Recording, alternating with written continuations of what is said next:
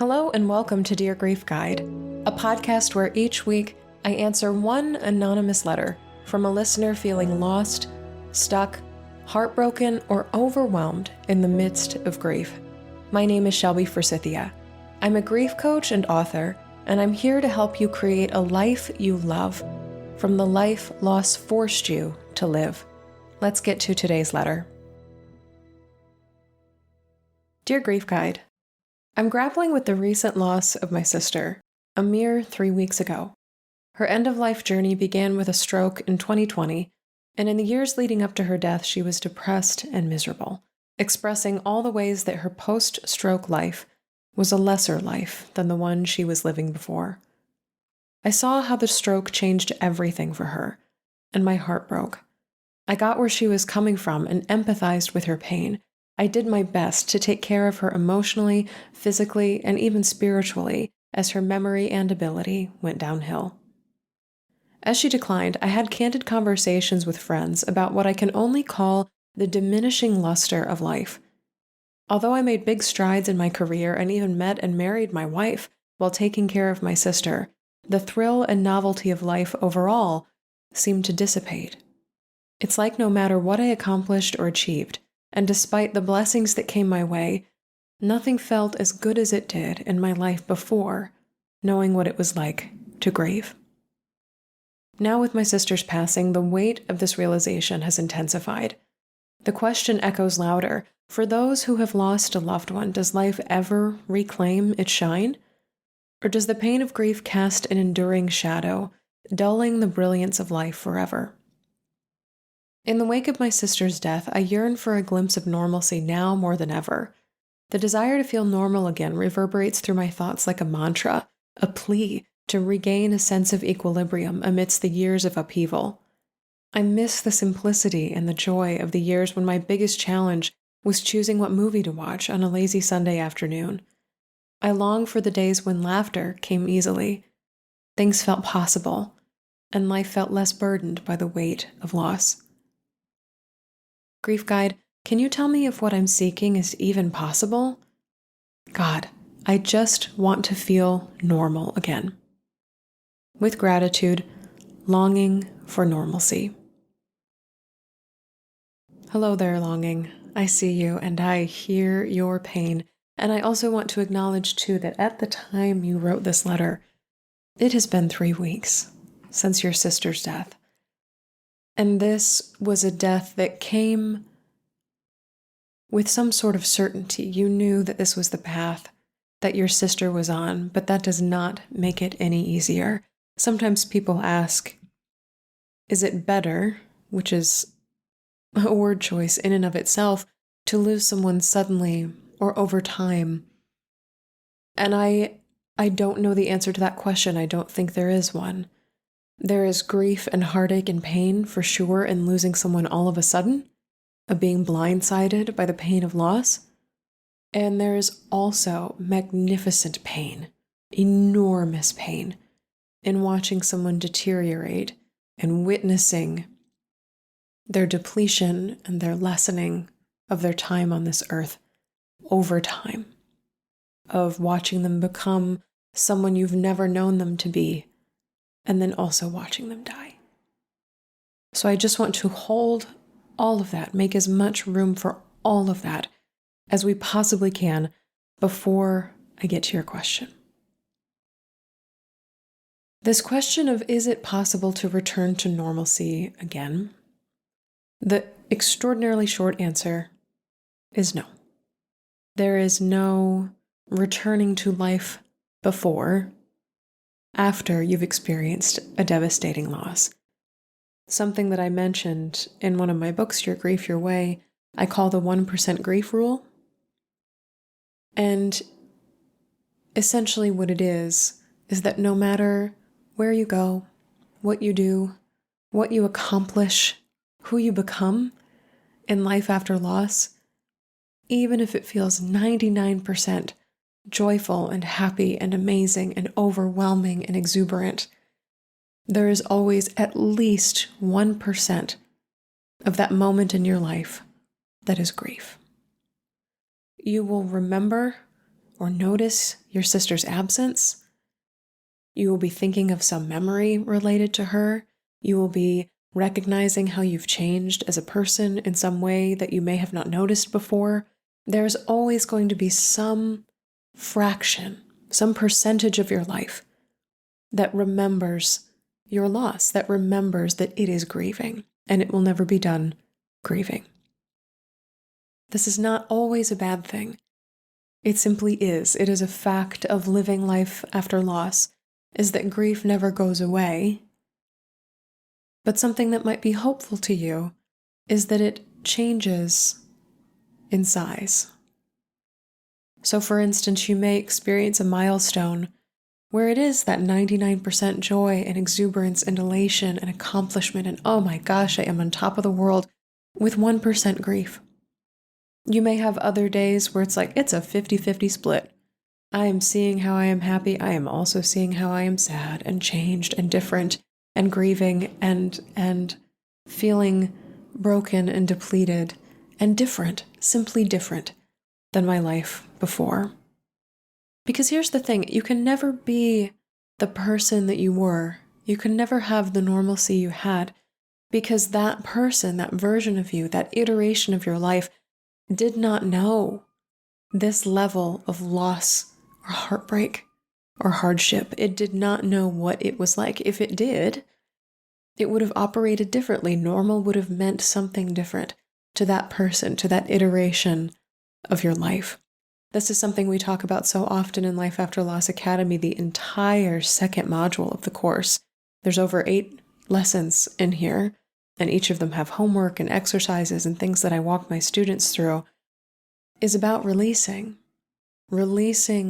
this old normal, this old person that used to be concerned with what was the movie we're going to watch on a lazy Sunday afternoon, not how to take care of someone who is dying. How to release the life you thought you were going to live, how to release the dream of a return to normal. That is heartbreaking stuff. This is not just the disappointment of they were out of the ingredient I needed at the grocery store.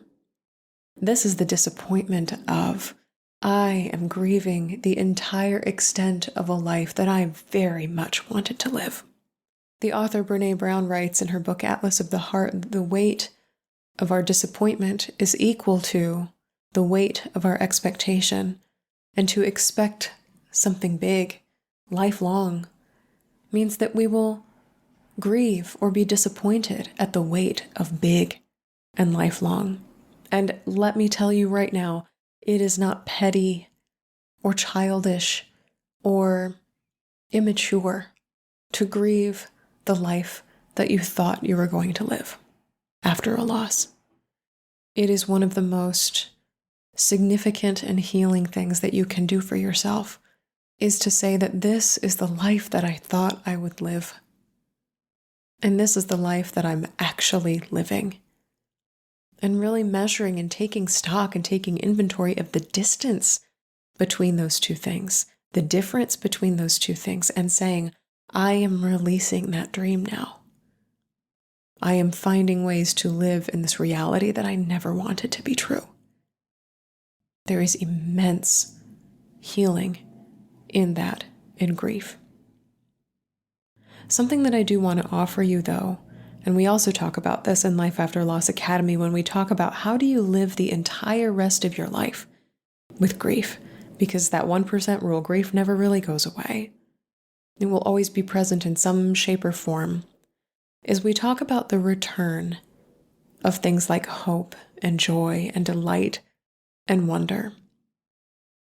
Because something that grief changes, because grief inherently changes and impacts everything, there is no way to shut out its tentacles from different areas of your life. There's no way to quarantine what is precious so it's not touched by grief. Everything gets impacted by grief, including hope, joy, delight, wonder, normalcy.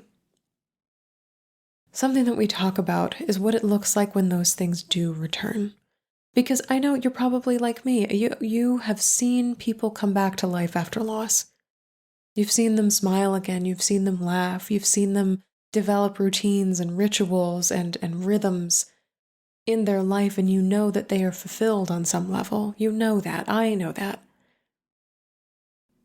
And if you ask them, if you sat down and asked them, does hope look the same for you right now as it did before your loss? I can guarantee that the answer is no.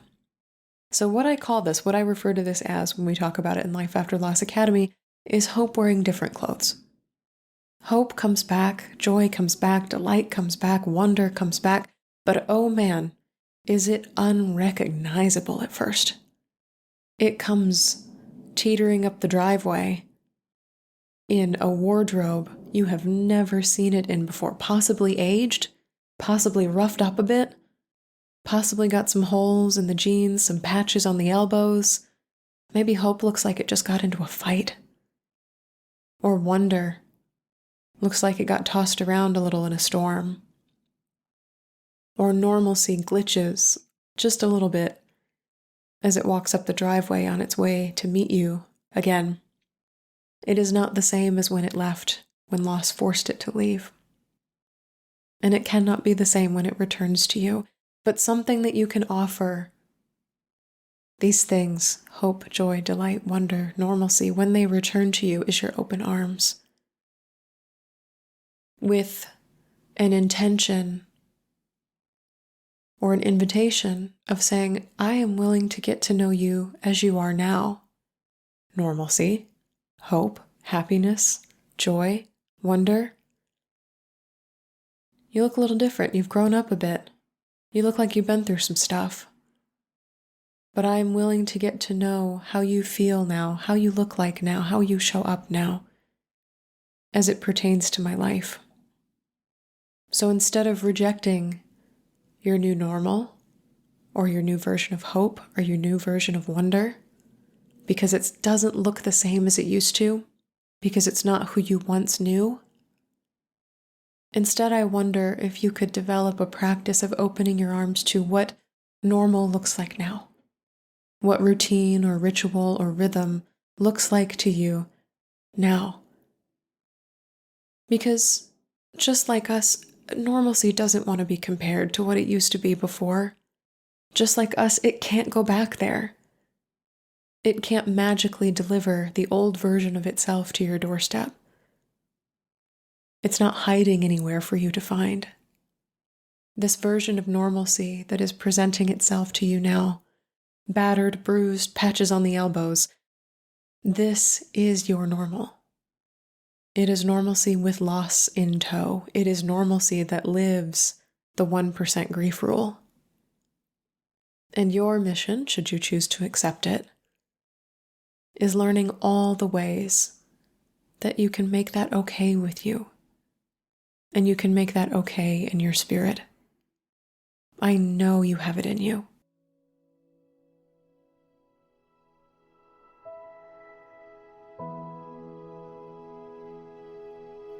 That's all for this episode of Dear Grief Guide.